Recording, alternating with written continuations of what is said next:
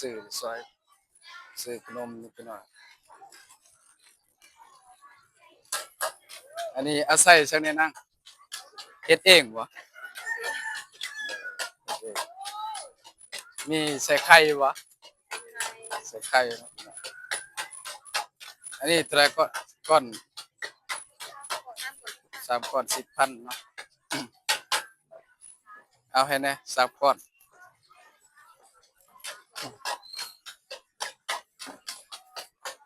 3ก้อน10,000พี่น้องก็ซื้อเนาะคือสิแซ่บเนาะแซ่บอยู่ติบ่แซ่บส่งคืนได้บ่กินก่อนมาสุกเออส่งได้แล้วกันผู้ส่งเออส่งได้แล้วเงินบ่ส่ง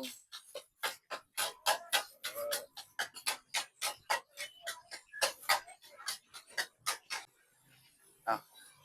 กราบทักทายสบายดีและสวัสดีเด้อพี่น้องปองปายเบิดสุขสุขคนเนาะทั้งฝั่งลาวฝั่งไทยเสร็จแล้วแต่ก็ยินดีต้อนรับเข้าสู่ช่อง YouTube บ่าวสอนไซชาแนลอีกแล้วพี่น้องเอ้ยมื้อนี้เปิดภาพบรรยากาศมากก็สิพาพี่พาน้องเนาะพา FC บ่ว่าจะเป็นทั้งฝั่งลาวฝั่งไทยเสร็จแล้วแต่พี่น้อง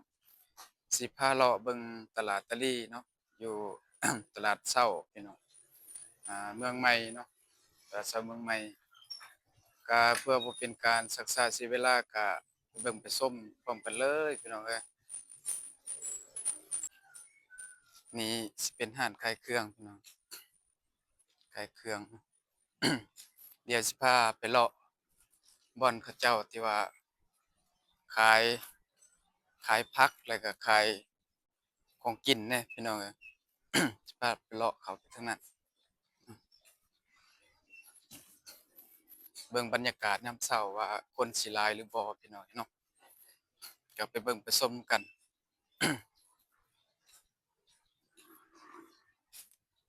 พี่น้องเอ้ย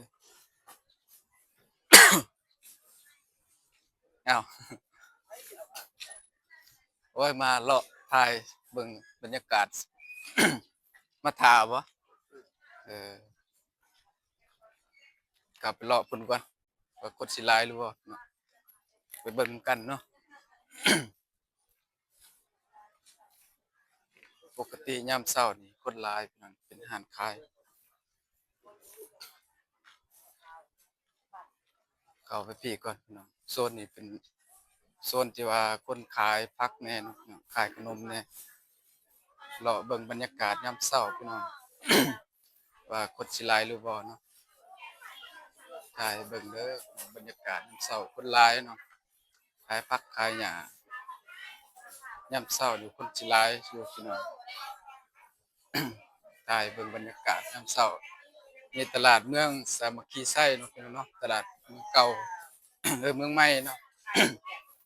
ตลาดเมืองใหม่พี่น้องของกินของอยากเต็มพี่น้อง อันนี้สิเป็นโซนขายผักเนาะพี่น้องเนาะฉะนั้นสิเป็นขายของกินสุกเลาะถ่ายบรรยากาศยามเช้าพี่น้องให้เบิ่งนั่นก็สิเป็นทางออกพี่น้องทางออกอันนี้ก็ทางออกคือกันเนาะ ตลาดยามเช้าพี่น้องเอ้ยขายของกินของอยากอันนี้สิเป็นส่วนหลายขายผักเนาะ โซนนี้เป็นโซนขายผักมีหมักทั่วหมักสังเนาะคนก็หลายเต็มผู้มาซื้อแหน่มาขายแหน่เนาะพี่น้อง ขายผักพี่น้องเอ้ยเต็ม ได้เบิ่งบรรยากาศเดี๋ยวสิพาเลาะไปพุ่นอีกพี่น้อง เลาะไปเบิ่งโซนที่ว่าขายของกินสุกเนาะมาขายนี่วะ พนักงานจะแล้ว คือสิได้ขายดีเนาะไปส่งดีกว่าเลาะถ่ายเบิ่งบรรยากาศ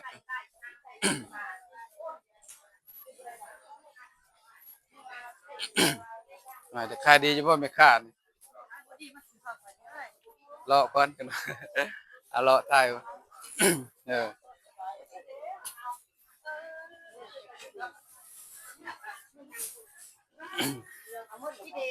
ตั้งพี่น้อง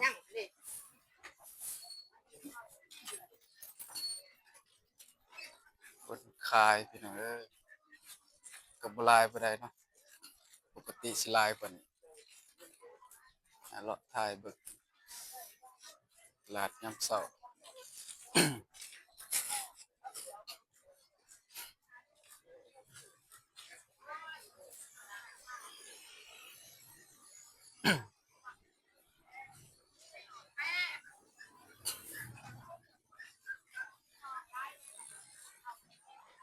นี่มันไม่แปลกพี่น้องไม่แปลกนี่ไปอ้อยไผ่ก็ได้เนาะ แป้งน้องแป้งแป้งอันปื้อช่างไส้เด้อ สัตว์ไส้บ่เด้อมาแต่สัตว์ไส้โอ้ ไส้เด้อ ไม่แปลกนี่อ้อยไผ่นี่ดีพี่น้องเนาะส่วนหลายนี่ไปอ้อยไผ่นี่บ่ต้องใส่ยางรถเนาะเอาไม่แปลกนี่ไปถ่าย ไส้ละมาเด้อ ไปอ้อยไผ่นี่สุดยอดพี่น้องไม่แปลก แล้วทางไทยน้ำพื้น เออดังไผ่สำบายเดี๋ยวสิพาพี่น้องไปเลาะถนัดอีกพี่น้องเลาะถ่ายบรรยากาศยามเช้าว่าคนสิหลายหรือบ่เนาะ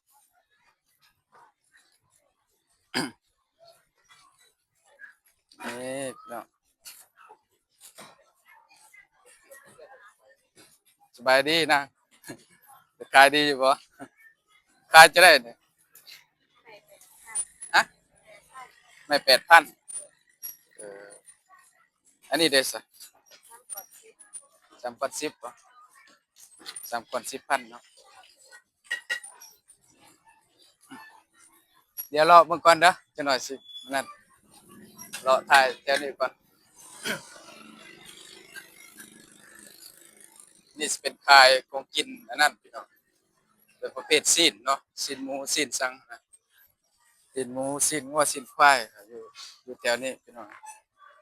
เนาะพาเลาะถ่ายข้างนอกก็มีเด็ดหลายสิ่งอย่างก็ไปในเนาะถ่ายบรรยากาศเนาะยามเช้า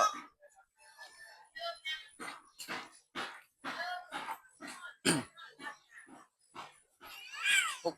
คนคือบ่หลายไปเนาะปกติคนหลายเพิ่นเลาะถ่ายบรรยากาศยามเช้าพี่น้องตลาดเช้าขายปูขายปลาอยู่แถวนี้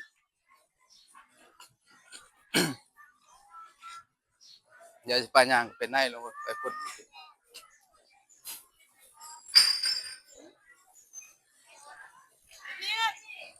รถไทยบรรยากาศป่านี่งามดีเต็ม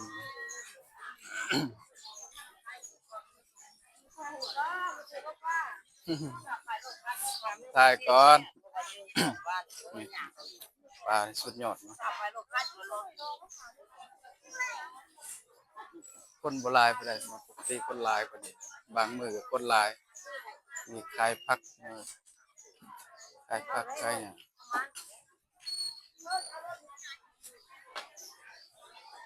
เลาะแถวนี้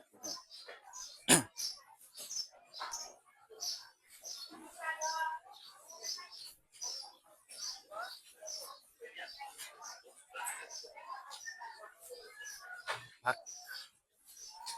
ตลาดเมืองใหม่พี่น้องเอ้ย เมืองใหม่เมืองสามัคคีไส้เนาะแปลงกันตะปือพี่น้องเอ้ย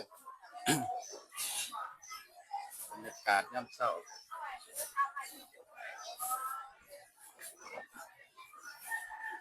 ก็ถ่ายเบิ่งก่อน สินหมู่ส่วนหลายเป็นโซนกายของกินเป็นซีนเป็นไข่พี่น้อง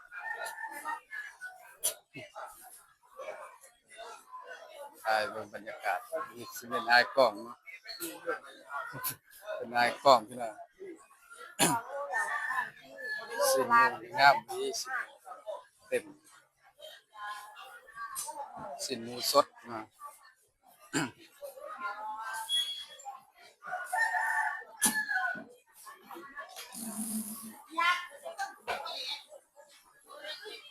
คนโบราณปานใดพี่น้อง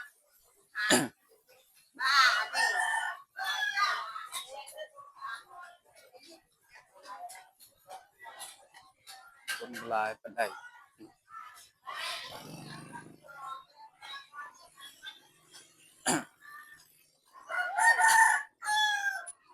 เดี๋ยวสิมาซื้อซอยซื้อขนมนิดหน่อย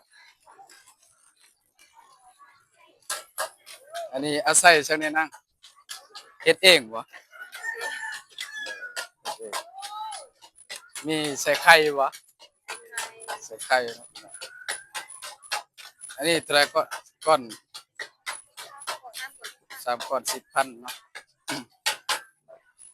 เอาให้แหน่3ก้อน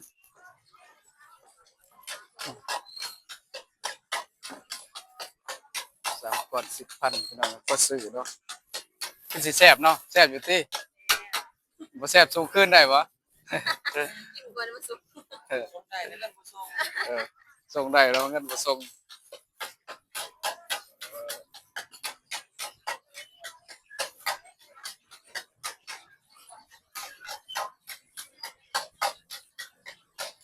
จับเอาเบิ่ง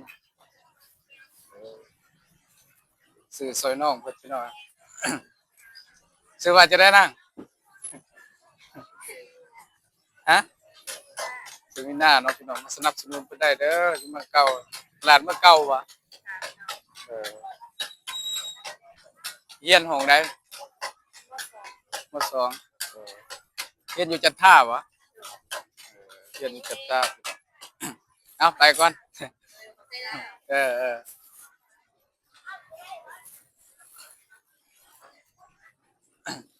เลาะถ่ายบรรยากาศยามเช้าพี่น้องเอ้ยนี่เป็นคายมังโม่เนาะคายหมักโม่เป็นเต็ม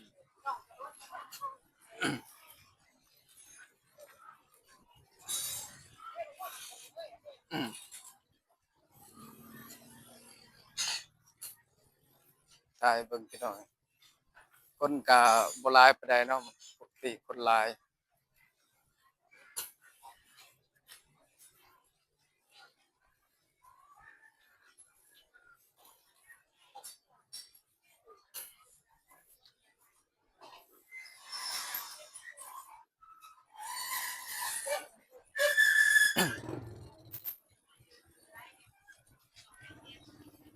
แล้วนี่เป็นทางเข้า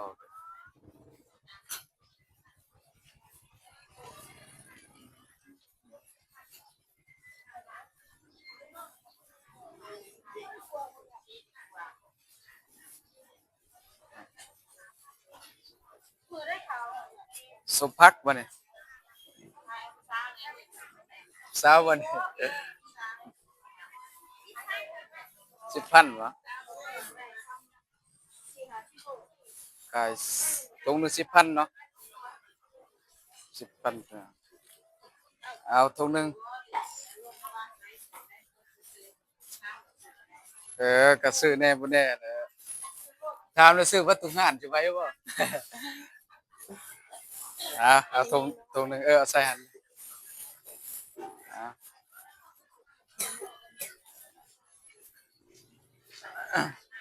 คนบ่หลายพี่น้องปกติคนหลายกว่านี้เนาะมาถ่ายการเบิ่งเนาะ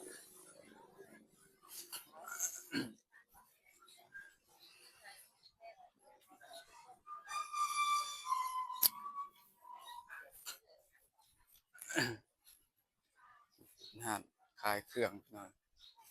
เต็มแต่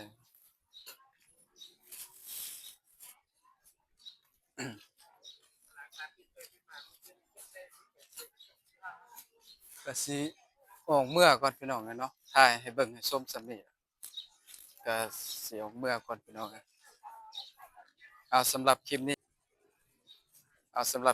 ก็บ่าวสอนไส้ก็ขอจบคลิปไว้ส่ำนี้ก่อนเด้อพี่น้องเอ้ย